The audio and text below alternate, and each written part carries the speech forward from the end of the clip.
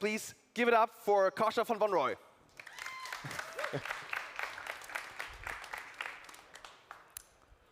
Hey everyone, so good to see you all here. Indeed, today we will be talking about training our own models a little bit, about building mini minds. The focus will be reasoning models. Models like Deepseek R1, like OpenAI O3, and like the new Grok. Now, first, a short bit about ourselves. At Kickstart.ai, it's our sole mission to accelerate the adoption of AI. And we do that in a few ways. Most notably, we have AI projects. We have our own engineering team, some of us here, where we try to work on impactful AI projects for our partner companies, and we really take it all the way up to implementation, and we get some engineers from our partner companies to join us as well. So we create this environment of knowledge sharing.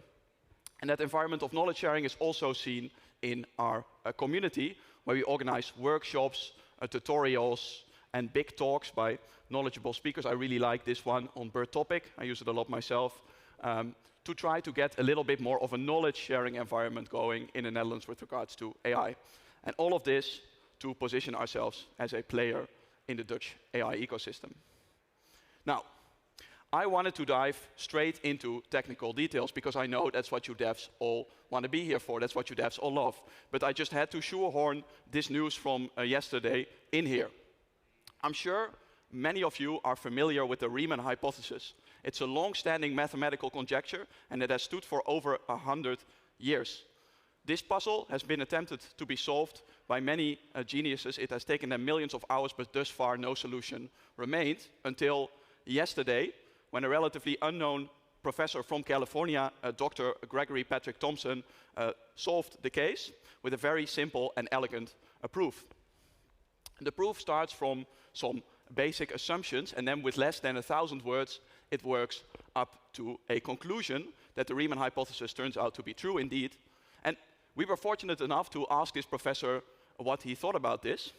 And he said that this proof has far-reaching consequences in various fields. Think about computation, about finance, about cryptology. It's all about the distribution of prime numbers there. So he told us basically this reaches every corner of science. So this, I hope you agree, is a beautiful story. There's only one problem with it, and that is that it's completely false, and that our professor buddy is in fact not Gregory Patrick Thompson, but the beloved and hated GPT. So you may wonder, why do I start this presentation with a beautiful but false story? That's because in the next 27 minutes or so, I'm going to be trying to convince you that LLM's propensity to create false but beautiful narratives is exactly what held them back until roughly last year or so, and that a new subclass of models called reasoning models aims to break through this barrier. Now, in order to do that, we first need to take a little bit of a step back and do a quick refresher on LLMs. Then we're going to ask, why the hell do we need these reasoning models? A little bit of a spoiler there already. And then we're going to be looking under the hood of these models through an experiment we did ourselves through our own training. And then we'll be well equipped to answer whether this is truly a new frontier in AI, because we're here at the Future of AI track. Now, we need to cover a lot of ground in the next 25 minutes, so I'll be skipping over some nuances here. For example, the difference between tokens and words that you may know. I'll provide more details in the final slide. So, that refresher. An LLM, or large language model, simply takes in a sequence of words and then predicts the next most probable one. And you can refeed that prediction into the model. You can append that to your text, and that's how the model builds up a text. That's how it becomes a storyteller. And how do these models become good storytellers? Well, it happens through training, obviously. And this process can be roughly split into two parts, pre- and post-training. Pre-training is by far the most computationally intensive stage, and this is where the magic happens. It's where we feed essentially random chunks of the entire internet into the model and get the model to imitate those, to predict the next word like a human would. And by doing that, the model gets a good idea about world knowledge, but also about language, obviously, and about factual knowledge and all of those things. So by the end of pre-training, we have a very powerful model that's able to essentially complete a text as if it were an internet article. But we don't want that. We want an assistant that answers our question and does so also in a way that doesn't hurt our feelings, because we're very fragile beings. That's where post-training comes in.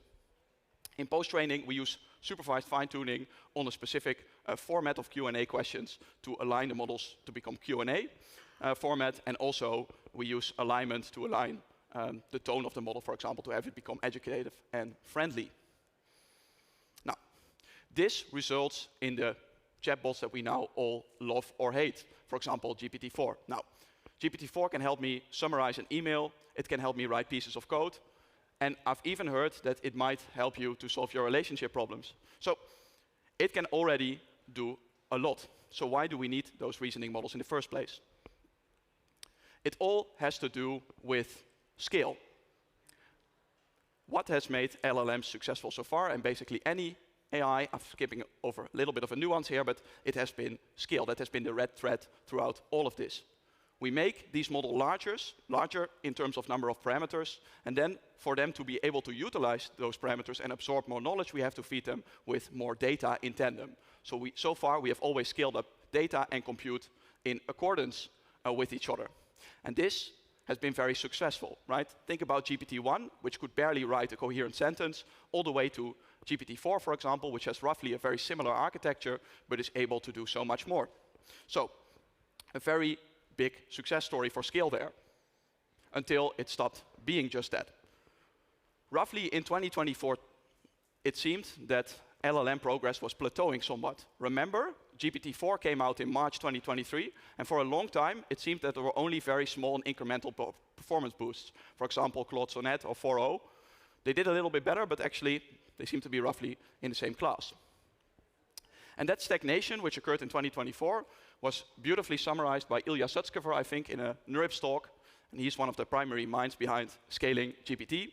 He said that the pre-training era, which is an era in which we scaled purely the pre-training of these models, had come to an end, and that's because data to AI is like fossil fuel to the Industrial Revolution. It's very useful, but at some point you're bound to run out. And we had already trained these models on the entire internet, so it's not like we can just continue to scale data, even though we can continue to scale compute. On the other hand, we do know that human experts need way less data to become better than these models. So we know that there must be another direction in which we can scale. And so the search continued. But a little bit how we see that wall.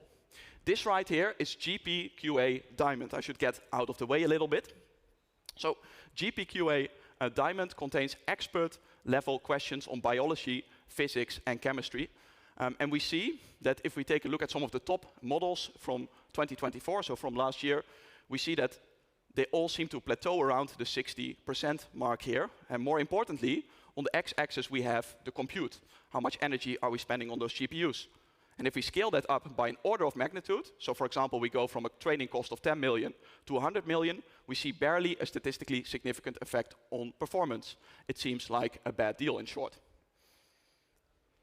Now, I can show you with a million more graphs, but more importantly, we should look why this might be the case. And one perspective I want to offer you here is the perspective of storytellers. LLMs are trained to imitate internet stories. And yes, pretty much anything on the internet is a story. A public domain book is, of course, a story, and so is a blog post. But even a Wikipedia article is a story in its own right, because every good story starts with a clear beginning and then works in a linear fashion towards a clear end. It does not contain any questioning, any corrections, any backtracking, or any of that behavior. And because we train these models to imitate these stories, that's exactly what they do. They never learn to deviate from their storytelling. They never learn to reason or course correct. Now, to make that even a little bit more clear, here's a visualization for you. A vanilla LLM starts from a question and then tries to create a beautiful linear story towards an answer. And it's a storyteller. It cares about that story, but it does not really care about whether it's right or wrong in the end, whether it works toward a right answer. Of course, more often than not, it will be right, but that is not in a model's incentive.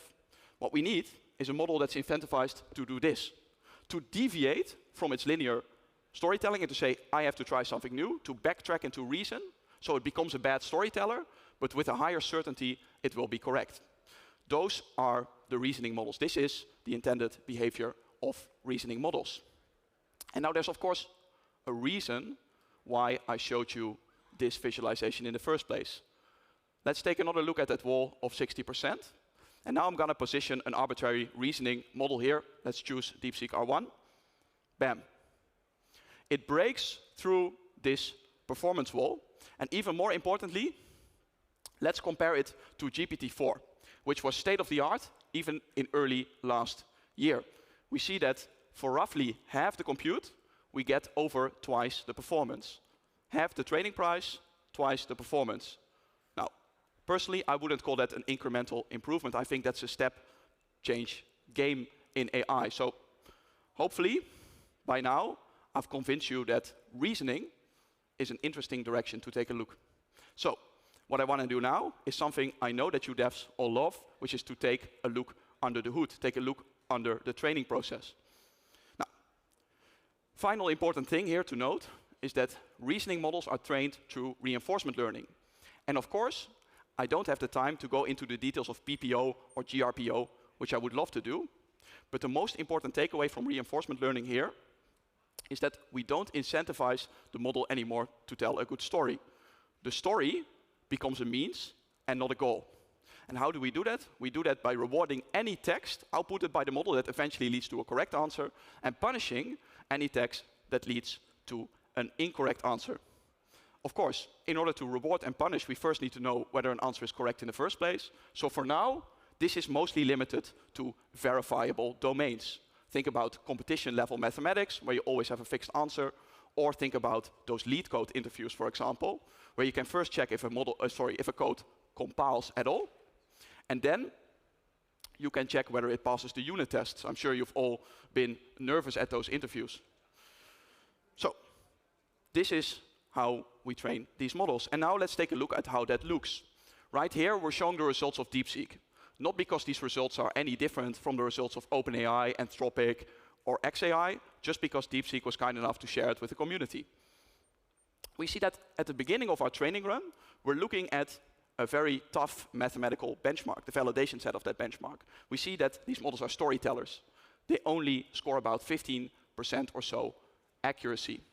But as our training run improves, the model steadily gets better all the way up to more than 70% on this quite tough mathematical benchmark. And throughout that training run, we see that the response length of the model, that is the amount of text it outputs, steadily rises and rises and rises. And that's not because at any point we incentivize this model to produce longer texts. That's simply because now the model is incentivized to be confident in its final answer's correctness. And in order to be that, the model has to reason, to verify, to backtrack, and do all those bad storytelling things that make a long, hard-to-read story, but that eventually lead to a correct answer. Now, this all culminates in the aha moment. I'm sure you've seen this on X, for example. This screenshot was shared a lot from the Deepseek R1 technical paper. Here, in an early stage of the training, we see that the model is tasked with a mathematical question. It starts with a short and compelling linear story. It tries to immediately work towards the answer. But at some point, the model learns, aha, I have to reflect on this. Let me try to reevaluate. Let's try to think step by step. And this is different from those chain of thought papers that were out 2 years ago, because this model has learned to do it from itself. I'm sure it was at some point in the training data, but the model has learned to up the confidence on these kind of outputs. And then the DeepSeek researchers say that this is a moment of beauty for them, because indeed the model has learned it itself through a very simple reward signal.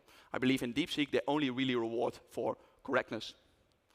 Now, this aha moment inspired the AI community at large. People wanted to see the magic for themselves, to train these models themselves. It started with Hong Kong University. They did it for $1,500. They trained a 7 billion parameter model on 8K mathematical examples to teach the model to do mathematical reasoning, and that worked out very well. But then we even saw some people on Twitter who did it for 30 or $6, for example. For $30, you can train a 3 billion parameter model to solve tiny puzzles. And this inspired us as well. Can we recreate our own aha moments? So we had to come up with a little bit of a Dutch context game. If you've been in an NS train for, I don't know, the last 2 months or so, then I'm sure you've seen this game on the train screens where it normally shows the arrival and the departures of the trains. So you are then presented with this game, which is an anagram challenge, where you're presented with a scrambled version of an original Dutch train station name. And those names are quite long, and there's 400 of them. So this is a super frustrating game. I usually take the Sprinter from Rotterdam to Delft Campus to work, which is about 10 minutes, and I can never seem to crack any of these, and I always leave the train with a feeling of frustration and, frankly, inadequacy. But maybe that's just my personality. Enough about my personality. Let's see how our LLMs buddies would fare at this. If we use a vanilla LLM, this is Deepseek V3, this is a model like GPT-4, we see that without reasoning we get unreasonable answers. We show that anagram we showed before, vind echt deur, and we see that the model comes up with a linear and compelling short story, very easy to read, and the model confidently states it's Den Haag Centraal. But Den Haag Centraal has 4 A's, even though vind echt deur has none. So we immediately know this cannot be true. Now, let's turn on reasoning. Now we use Deepseek R1. This is a reasoning model. We see that after 46 painstaking seconds of bad storytelling, the model comes up with the correct answer, Duivendrecht. So this is exactly what we want. Bad story, good answer. And what does the model do in that bad storytelling? It does things like letter counting to come up with reasonable guesses. It then comes up with those reasonable guesses, and it validates them, most importantly. And if it finds they are incorrect, it goes on and on and on. It keeps on trying. In the end, it arrives at the correct answer, and then it checks once more and provides us with a happy yes, I can do it, and the answer is indeed correct. Now, this is very nice, but we don't want this to be some marketing talk for reasoning models. We wanted to see the magic ourselves, the aha moments. That's why we're here. So we decided to train some small models ourselves. Of course, we don't have a Stargate level budget. We don't have 500 billion US dollars lying around, but we had a couple of hundreds. So we thought, can we do this on the cheap? We use Llama models that are roughly 2 orders of magnitude smaller than the state-of-the-art models today. So 3 billion and 8 billion parameters, and we applied an RL technique named PPO. We rented some GPUs from France. But in order to train these small models, we first had to get these models familiar with the Dutch train station names, because these models are predominantly trained on English text. And in order to do that, we generated 10K synthetic stories containing Dutch station names, so really boring stories that contain a lot of Dutch station names. We fine-tuned our Llama models on those, so it at least knew the possibilities that it could guess. Now, from there on out, we started our reinforcement learning, and this is the last graph that you'll see today. What we saw is that the models quickly, with RL, improved at the guessing game to where they were able to guess more than half of the correct answers in the end, or roughly half of the correct answers, if they had seen a station name in a different scrambled configuration before. And on the validation set, we saw a smaller uptick of about 15% performance delta. So we still saw that if you jumpstart this reinforcement level process from a smaller baseline, it's not going to be as good, but that's not why we're here. We are here to witness those aha moments. And boy, did we get some beautiful ones. So remember how I said these models are storytellers, and this is true for Llama as well. At the beginning of training, these models still output linear stories, but they want to deviate at some point. But they want to do so in a storytelling way. They have to justify their own behavior. And funnily enough, even though this model completely lives in a textual space, the model had come up with this very poor excuse of a coffee stain breaking its answer and needing to try again. So quite human-like, but this is what we were looking for. We were looking for a deviation from linear storytelling. Now, that continued. We saw many more of those deviations as training progressed, and we even saw some interesting human-like frustrations. For example, somewhere halfway through training, we saw that our model started to output the sequence "just kidding" as a sort of way to push the model's direction more towards trying again. And that's quite a little bit creepy in a way, and a little bit human-like. But we even saw that the model sometimes would get stuck in loops and get frustrated at itself. So it turns out I'm not the only one feeling inadequate here. For example, the model would say, "Are you even serious? Stop it, man. Stop it," in caps. And it would just completely go haywire sometimes. But throughout all that noise, we did indeed get what we liked. We got verification and correction. For example, in this simple example, we see that the model guesses. It thinks it has the answer, it has Deventer Centrum.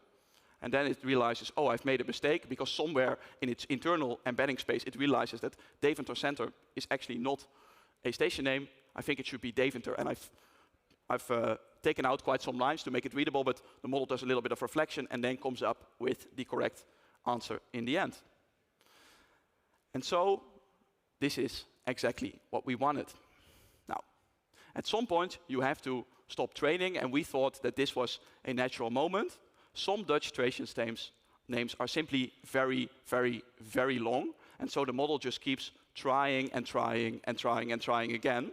And that's what it did here. And after 20 or 30 or so tries, we thought the model was very human-like. It said, "Okay, man, I just really need a coffee." So we thought it was time to give our llama models some rest. And I know what some of you are thinking here. This guy started the presentation with a bullshit story, so I'm sure these are just bullshit. But if you don't trust us, all of this we really saw in our training run. Scan the QR code here. We have weights and biases, a log of our whole training run, and you can actually Control F in the logs on, for example, coffee. You will actually find these examples. We were quite spooked by them as well. So, to bring it back, what have we learned throughout all of this? What we have learned is that reasoning models specifically break through the performance gap that has sort of existed in LLMs for the last year by daring to deviate from their linear path of storytelling, by reasoning, by backtracking, by being bad storytellers but better truth tellers. And this works very well for verifiable domains, like competition level coding, competition level mathematics, and the things where you know an exact answer is possible. A final wisdom I want to impart is that we didn't just stop scaling. Scale is still a success story, at least so far. We just scaled in a different direction. Whereas before, we purely scaled pre-training in terms of compute and data. Now we realize we have to get these models to think a bit longer. And that actually makes a lot of sense. Think about a genius like Einstein. If I give him only 1 second to come up with a solution, he's never going to be able to come up with something great. So it makes sense that this is one way to go forward. By now, we can ask ourselves the question, is this a new frontier in AI? Is this the future of AI? And at Kickstart.ai, we believe that yes, it is. And this is Devworld 2024. I think next year, you're going to find a lot more about this. One question that still remains, however, is does this generalize? Because we started to talk about verifiable domains. This is still a question that's up for debate. Here are some researchers' opinions, and let me summarize them a little bit, because there's a little bit of a division here. Some people seem to think that reasoning is a very general skill. Thus, if we teach these models to become very good mathematical reasoners, that will translate into better general intelligence, for example, better story writing or better software engineering, which is a much more general task than coding as well.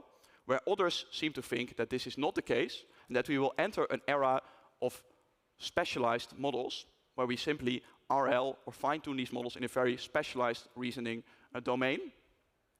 One opinion that I really thought was interesting was by a guy who previously led Meta AI reasoning. He said that models themselves have to become good verifiers.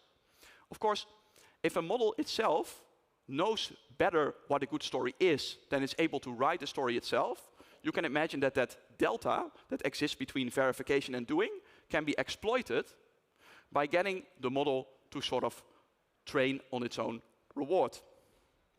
So I think it's a very interesting time in AI. I think last year might have been a little bit boring, but I think this year we are sure to find out a lot more, because every major lab is working on reasoning models right now. So, to finish off this presentation, I was actually reminded by a quote that my history teacher in high school loved to sort of spam. It's Sapere Aude by Immanuel Kant. And it summarizes the enlightened movement. It comes down to dare to know things through reason. That's one translation. And I think it applies to us as much as it does to these reasoning models. I sure as hell had a lot of fun doing this experimentation, doing these trainings and discovering these aha moments. And it only costs about $100 in the end to do a few of those training runs. So I encourage you to try to experiment for yourself. Try to understand and have fun. I think that works very, very well.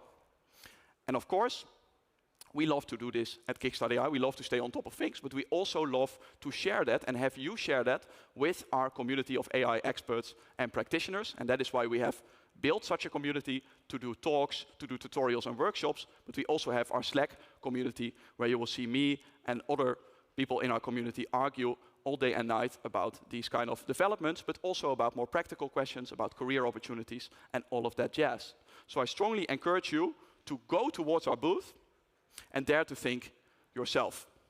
Now, thank you for listening to this talk. And if you want to know more details about training, for example, the intricacies of PPO or GRPO, which is what Deepseek uses, I suggest you go here.